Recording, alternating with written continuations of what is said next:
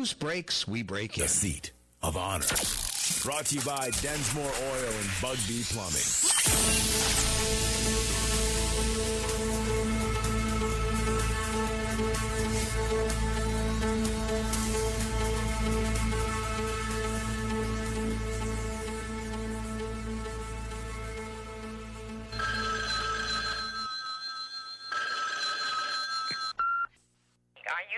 He's up late to give you the news you can't get anywhere else early. He fights for truth and justice and the American way. Please welcome our pal from the Paragon Trust Company, the real Tony D. Tony D'Angelo. All right, he's a star on his own YouTube channel. He's a star on the X, and he's a star here on Tuesdays with us at 7:05-ish or 7-ish, wherever wherever we land. But that's Tony D'Angelo, and again, we always appreciate him coming on. Tony, good morning. How are you? Good morning, Lee Elsie. Good morning, everyone, and proud to be among you. All right, so as always, you can look for Tony's release of his videos on Thursday. We'll get to that maybe a little bit more towards the end, and of course, you can follow him on the Twitter or X at Tony D'Angelo 7 on X. All right, you want to talk about England first, Britain? Yeah, this is kind of interesting because this is really a great textbook example of where we can be headed in America. And, last night we saw the power of the withholding of information with the Elon Musk-Trump discussion, if you will. And withholding information, just to make this very clear, this is, if we don't know it by now, we're total idiots, and there's no hope for us. But withholding information is a huge corporate leftist game. It's either you deny information or you deny access to somebody listening to Donald Trump, which should be the right of any free American to listen to, whosoever you want. And if you don't like somebody, you don't listen to them. But we have in Great Britain, and this is instructive for Americans, I believe, especially in a state like we're in, Connecticut, a disaster going somewhere to happen. Now, in July, there was an election for the prime minister. And the person that won, his name is Keir Starmer, Starmer. And you read up on this guy, and he's really kind of he's got all the hallmarks and a poster child of a Democrat socialist extraordinaire. And he's been with the Labor Party forever. He was with the Labor Party Young Socialists when he was 16. He was the director of public prosecutions, and he's been a staunch leader of the opposition. And he really is, the Harris people or that ilk would look at somebody like him as a gold standard, and heavily into the climate change, heavily into the moderation of communication and things like that. So there was an incident in Great Britain, and this was the incident where 3 young girls were fatally stabbed at a dance class. And there's been a lot of back and forth about that as far as the perpetrator, was he an illegal migrant? No, that's false information, and. That's not really relevant here for purposes of, my discussion, but there were some questions. Now, the violence, there was violence generated by people who were just very angry at what was happening. It spread to other cities and towns in England and Northern Ireland. And Colonel Bucci had mentioned this yesterday. Both Starmer and the Metropolitan Police Commissioner, Mark Rowley, want to start prosecuting people on social media. And Mark Rowley comes out and says, we'll throw the full force of the law at people, and whether you're in this country committing crimes or not, we're going to come after you. We're going to, we have a lot of, Brit Americans, and they're posting on social media, or maybe they're not even British. He wants to extradite those people and have them face prosecution in Great Britain. Now, this is all going on, And enter Elon Musk, who's literally been shelling the hell out of Starmer. And this has been amazing. And Starmer's, who was elected a month ago to great aplomb and positivity, his approval rating has fallen 16% in 1 month. Now, why has that happened? And it's the gauge of the frustration of the people in Britain. They feel they can't talk back to their government. They're seeing people being arrested for something they did on social media. Meanwhile, there's violence happening all over the place, and nothing seems to happen with that. On the side of the people who are opposed to what the people are saying on social media. And the biggest thing is just the total disgust and disdain of Brits saying, where is my Conservative Party? There's two parties in Britain. There's Labour, of which Starmer is shall we say, the head of, and then the Conservative Party, who are like the Conservatives here. They're sometimes called the Tories. Now, and there's a couple of things to pay attention to here. Where myself and I have been entirely opposed to any curbs on social media. This is what curbs on social media will do. They will incite further violence. And the biggest thing is the left and the corporatists and the people of that, coming down that road. Why do they get so angry with what they see on social media? They see it as theirs, Elsie, and that it's anything with information that's not what they're giving you. They get very angry about that. So this is how they exert control. Me, myself, and I and others have gone to the state of Connecticut and said, well, here, I want these documents. This is my right as a citizen. This is my right as a business owner. And it either goes into a vacuum or you get it, 5 months later with 5 pages of black redactions and things like that. This is knowledge is power. The opposite is true. And the other thing, and I want to come back and just zero in on this for a moment. There's Brit after Brit after Brit on Facebook and social media, and they're like, and what they're saying is, I wouldn't be angry if my damned conservative was fighting back. Now, does that sound a little bit familiar to people maybe listening? Because, people get very frustrated, and then what they get or what they may get, there's been a few articles in the Connecticut media, of Republican politicians writing about civility, and there's been a lot of people saying, you want me to be civil, but why aren't you going after the person causing the violence? And I thought about this, and I mentioned this on a 30 with Tony. I've been a private client practitioner for decades, longer than I care to, really think about. And a lot of problems and a lot of riots and fights and things come from long-standing family things going way back. And the reason why kids get violent and they go out and do things is because there's unresolved anger in the home. And it's like, where they go to mom and it's like, Mom, do something about Dad. No, we can't do anything about Dad. You've got to be nice to Dad. It's like, Mom, why don't you club Dad with a vase? That's really, they're looking for something to happen, and that doesn't happen. This is exactly what's happening in Britain and in other places and here. And the whole thing is, and this is the thing, I just want to be very clear about this. I do not have the solution exactly for what to do. I'll look at John F. Kennedy in 1961 that said the unity of freedom has never relied on the uniformity of opinion.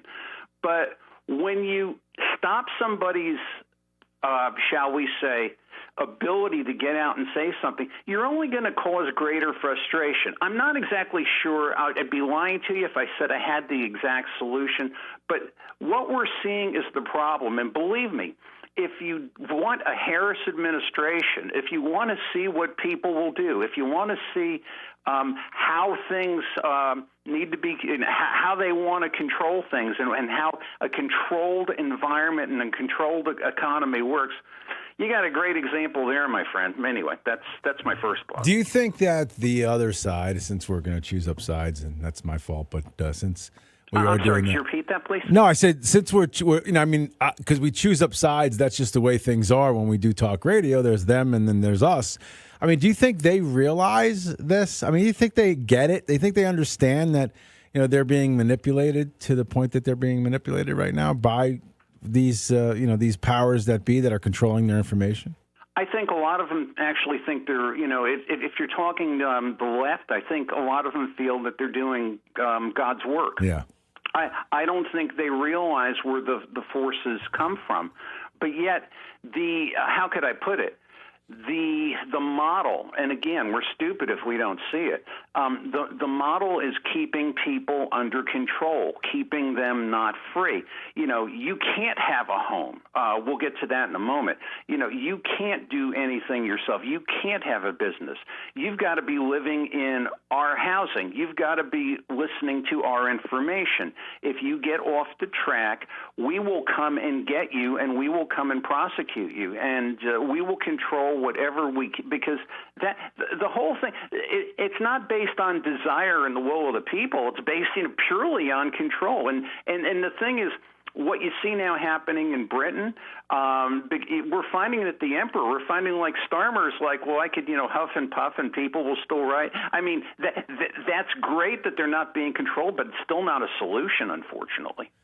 Yeah, but it's and a lot of this, though, is born by misinformation, isn't it? You get a group of people who just are sucked in by what they believe to be true, by whether it's the social media giants that are putting out there, or your newspaper publications that are putting out there, or 80% of the television stations that are putting it out there. They just keep feeding that beast, don't they?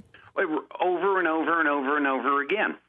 And that's the thing that we don't encourage people to get information and make their own decisions. As a matter of fact, we find, and the corporate leftist side of this has been very good. And to a certain extent, the Fox News is just keep feeding them what we think is right. And that's rather than saying, let's have the freedom and let us respect each other's opinions. It's like, we're just throwing that out the window and just saying, well, we have to control them a certain way because obviously they can't keep control of themselves. Tony D'Angelo, follow him on the X, Tony D'Angelo 7. And, of course, on Thursday, you got to sit by your computer screen as he unleashes his YouTube videos, which are sweeping the nation. All right, moving from that to water. Is water next? Well, yeah, and this is the whole thing. Getting into the whole thing of, shall we say, the control of individuals. There's an insidious thing happening, and I'm kind of going I'm looking down the road here, but this will be coming. And I will ask people to pay attention to it as far as, shall we say, if what they see to, let me know so we can keep an eye on it. There's been a lot of good guy efforts in states, mostly blue states, Connecticut being one, about private homeowner, of which I am one, with a well, of which I am one. Do you realize that there are dangers lurking in your drinking water? Do you realize that there are chemicals and And this is really, if you go way back to the inception of COVID-19, this was the whole thing of, we want to keep you safe, we want to keep you healthy, and you get that into your head. Okay, well, these people really are concerned about me, and they tell you it's for their, telling you it's for your greater good. Now, let me just say this. If you have a well, you should keep an eye on it. But yet the fact that you have a well is because you chose to buy a house with a well and independently take charge of your water supply. And, and be very concerned about that, because if you have bad water, you'll have issues in your health. Now, shall we say, Connecticut is looking at these 300,000 private wells, and they're sending out the UConn professor, actually the UConn effort. It's called the Connecticut Institute of Water Resources, and there is a professor, Michael Dietz, and he is running workshops throughout the state about where you've got to be aware of what's in your water.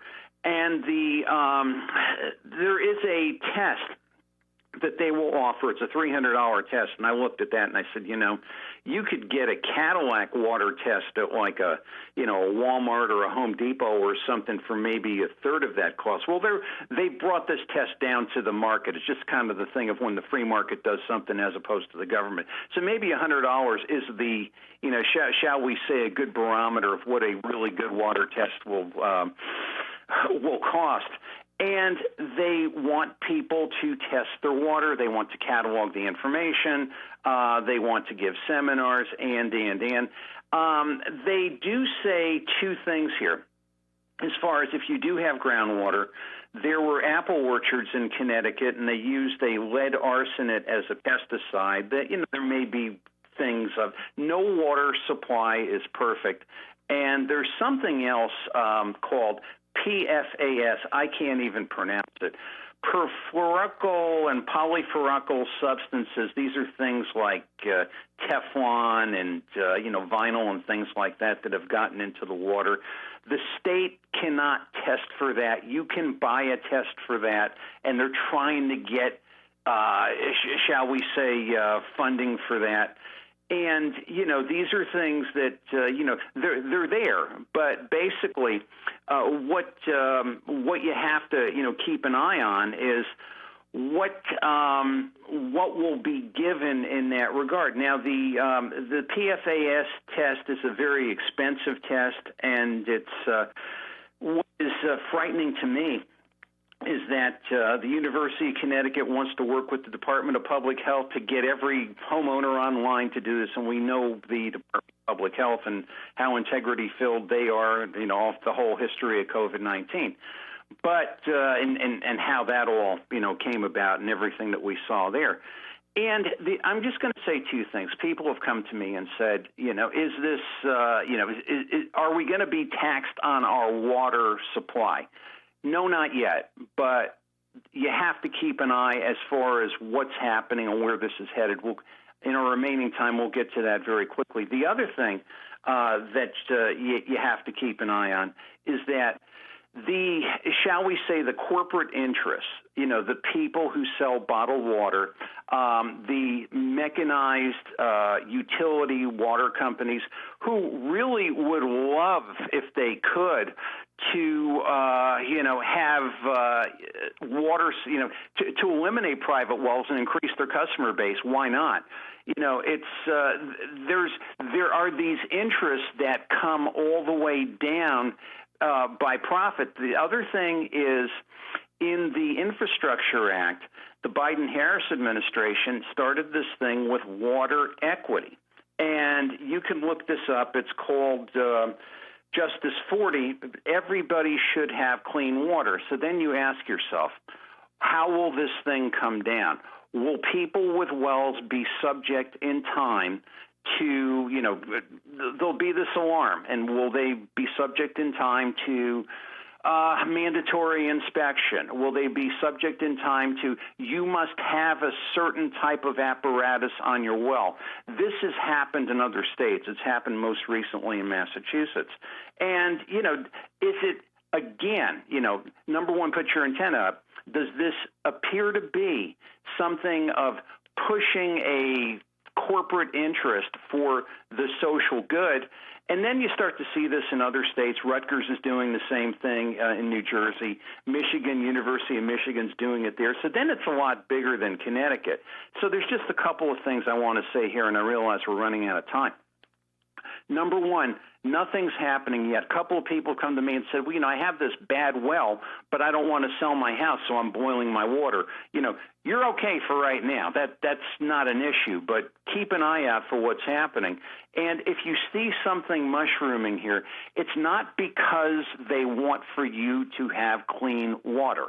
If anything, like somebody like me, they'd love for me to drink arsenic. But basically, what it basically comes down to is there's corporate interests who are causing this thing to happen. That does not mean to be cavalier about it. That does not mean that there's not things in your water. But the whole reason you have a private well, the whole reason you have a private home is to take your own responsibility. And these are the things that they're coming directly at. And that's the part that concerns me. So be my eyes and ears out there, and that's what I'm seeing. All right, Tony D. A lot of good stuff there for folks to chew on, and I appreciate that, or drink on, or I guess would be a better way. That's a drink of water, isn't it? Exactly, a tall drink of water. All right, follow Tony D'Angelo on the X, Tony D'Angelo 7. Of course, look for his Thursday Unleash, a release of his YouTube video. Tony, thank you, pal. Appreciate it. Appreciate it. Bye now. You got it, buddy. We'll be right back, everybody. Me and you for the next 60 minutes. You guys want to call in? You can call in early, 860-464-9490.